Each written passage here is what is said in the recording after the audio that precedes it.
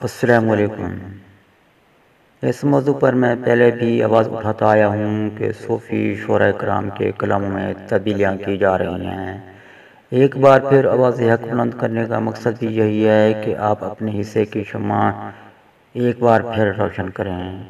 بزرگوں کے سجاد کا نہ صرف آواز بلند کریں بلکہ نعرہ مستانہ لگا کر ایسے فرد افراد اداروں کے خلاف قانونی کارروائی عمل میں لائیں جو ان کے بزرگوں کے کلاموں میں تبدیلیاں کر کے شائع کر رہے ہیں۔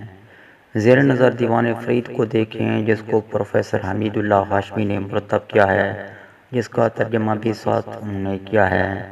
اس دیوان کو پنجاب انسٹی ٹیوٹ of language art and culture نے لاہور سے شائع کیا ہے، جس میں کافی میں خواجہ صاحب نے لکھا ہے: میں تے یار فرید منے سوں رل مل شہر بھنبور، یعنی میں اور میرا دوست مل کر بھنبور کے شہر سے لطف اٹھائیں گے، جبکہ سریکی دھرتی کے رہنے والوں نے شہر بھنبور کی بجائے شہر لاہور لکھا۔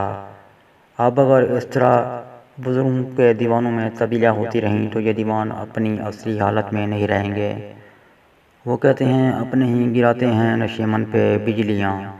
سامعین معظم، آپ اپنی رائے سے مجھے ضرور آگاہ کیجیے کہ شہر بھنبور کو کاٹ کر شہر لاہور لکھنے کا مقصد اپر پنجاب کو خوش کرنا ہے یا کچھ اور وجہ ہو سکتی ہے۔